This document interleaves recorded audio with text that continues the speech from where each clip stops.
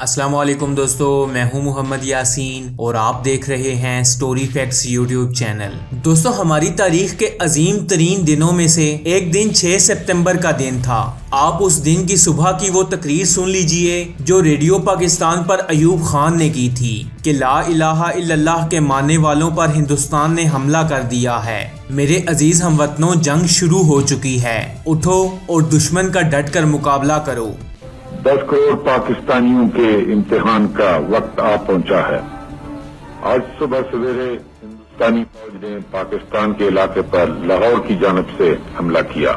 ہندوستانی حکمران شاید ابھی نہیں جانتے کہ انہوں نے کس قوم کو للکارا ہے۔ آپ یقین کریں کہ پاکستان کی پوری قوم نعرہ تکبیر لگاتی ہوئی سڑکوں پر نکل آئی تھی۔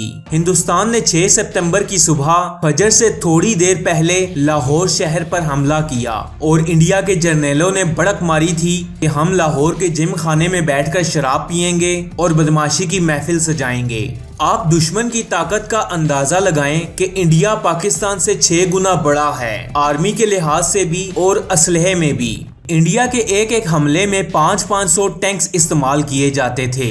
لاہور کے بعد جب سیالکوٹ سیکٹر پر حملہ کیا گیا تو اس میں بھی انڈیا نے 500 ٹینکس کا استعمال کیا۔ پاکستان کے اوپر اچانک سے حملہ ہوا اور آپ یقین کریں کہ everyone was shocked and Pakistan was totally caught by surprised. دوستو، کیا آپ جانتے ہیں کہ کیوں ہم 6 سپتمبر اتنے ایموشنل اور جذبے سے مناتے ہیں؟ 6 سپتمبر 1965 کو ایسے واقعات رونما ہوئے جن کو سن کر یقیناً آپ کا ایمان تازہ ہو جائے گا۔ پوری دنیا کی فوج میں پاکستان کی فوج واحد ایک ایسی فوج ہے جس میں 1965 کی جنگ میں آفیسرز کیجویلٹیز سب سے زیادہ ہوئیں، اس لیے کہ پاکستانی آفیسر آگے بڑھ کر لیڈ کرتے ہیں۔ دوستو، پاکستان کے پاس ایک سب میرین تھی جس کا نام غازی تھا اور اس سب میرین نے سمندر کے اندر دشمن کا ناکہ بند کیا ہوا تھا، اور انڈیا میں اتنی ہمت نہیں تھی کہ سمندر کے اندر ہماری حدود کراس کر سکتا۔ جب سیالکوٹ میں جنگ شروع ہوئی، ایک سیکٹر میں توپوں کی ضرورت پڑی۔ اس سیکٹر میں فرنٹ لائن پر پیدل فوج تھی جن پر ٹینکوں کا دباؤ بہت زیادہ تھا اور ہماری توپوں کی آخری حد سے بھی زیادہ 3-4 کلومیٹر آگے تک دشمن کے ٹینکوں کی پوزیشن تھی، اور فرنٹ لائن سولجرز کی مدد مانگنے کے بعد جب حساب لگایا گیا تو ہماری توپوں کے گولے دشمن کے ٹینکوں تک پہنچ ہی نہیں پا رہے تھے، اور صورتحال یہ تھی کہ اگر اس وقت فرنٹ لائن کی فوج کو مدد نہ دی جاتی تو سیالکوٹ شہر کے اس پورے سیکٹر پر دشمن قبضہ کر لیتا۔ دوستو، جب کسی توپ میں سے گولہ فائر کیا جاتا ہے تو وہ اپنی آخری حد تک پہنچنے میں 2 سے 3 منٹ لیتا ہے۔ بتایا جاتا ہے کہ اللہ کے توکل پر جب دشمن کے ٹینکوں کی طرف منہ کر کے فائر کیا گیا تو ناقابل یقینی طور پر ٹھیک 3 منٹ کے بعد فرنٹ لائن پر موجود فوجیوں کی طرف سے وائرلیس پر نعرہ تکبیر کی آوازیں آنے لگ گئیں کہ گولے بالکل ٹھیک نشانوں پر دشمن کے ٹینکوں کے بیچ میں گر رہے تھے۔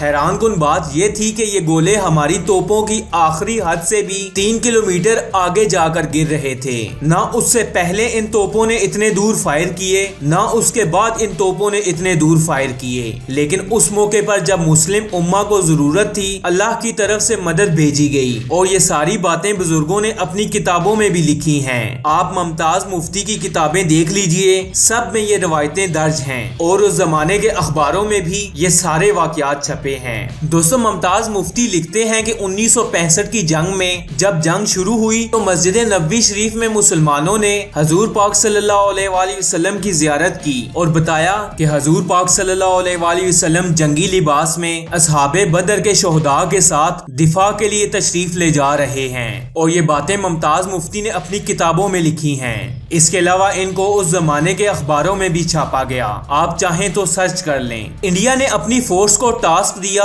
کہ راوی کے پل پر بمباری کرنی ہے، تو جو پائلٹ بمباری کرنے آیا تھا اس کا طیارہ گر گیا اور وہ پائلٹ پکڑا گیا۔ جب اس سے پوچھا گیا کہ پل تو تمہارے سامنے تھا، تم نے بمباری کیوں نہیں کی، تو اس نے کہا کہ ہمیں بتایا گیا تھا کہ وہاں ایک پل ہے لیکن یہاں تو 6 پل نظر آ رہے تھے۔ یہ باتیں دشمن کے سپاہیوں نے بتائی ہیں جن کو گرفتار کیا گیا۔ آپ یقین کریں کہ دشمن کے سپاہی پوچھتے تھے کہ آپ کی وہ گھوڑوں والی فوج کون تھی جن کے سفید لباس تھے اور ان کی تلواروں سے شعلے نکلتے تھے۔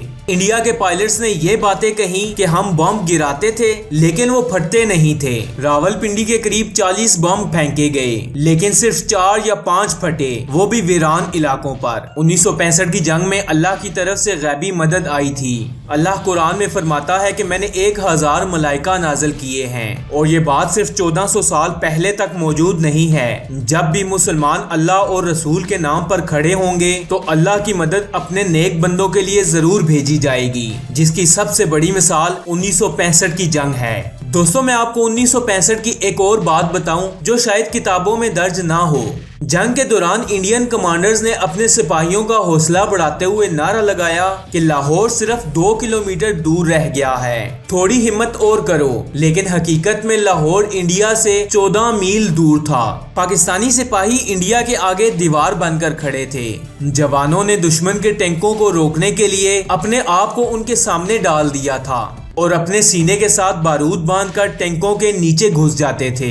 उस दौरान वायरलेस पर जब हमारे एक ऑफिसर ने सुना कि दुश्मन का जनरल अपने सिपाहियों से ये कह रहा है कि लाहौर सिर्फ 3 या 4 किलोमीटर दूर है, तो उसी वक्त वो जख्मी ऑफिसर अपने मोर्चे से निकला और सड़क के किनारे लगे हुए कतबे को उखाड़ा जिस पर लिखा था लाहौर 14 मील। वो ऑफिसर उसे इंडिया की तरफ लेकर गया और 2 फरलांग के बाद वहां जाकर उसने वो कतबा लगाया और अपने खून से उस पर नुक्ता लगाकर .2 ऐड किया और लिखा इट्स 14.2 ब्लडी माइल्स। और दुश्मन वो 14.2 ब्लडी माइल्स आज तक पार नहीं कर पाया।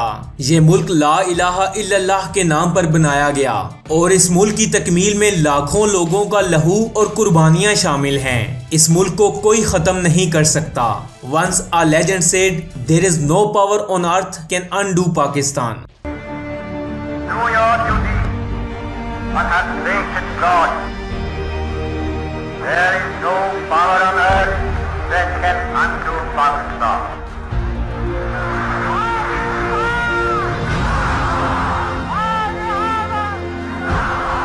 Pakistan Zindabad. Pakistan. Pakistan. Pakistan.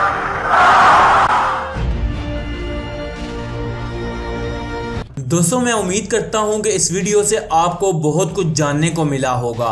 ऐसी और इंफॉर्मेटिव वीडियोस देखने के लिए स्टोरी फैक्ट्स चैनल को सब्सक्राइब कर लें और साथ में लगे घंटी के बटन को भी दबा दें ताकि रोजाना आने वाली ऐसी इंफॉर्मेटिव वीडियोस आप तक बआसानी पहुंच सकें। मैं मिलूंगा आपसे अगली वीडियो में, तब तक के लिए अल्लाह हाफिज।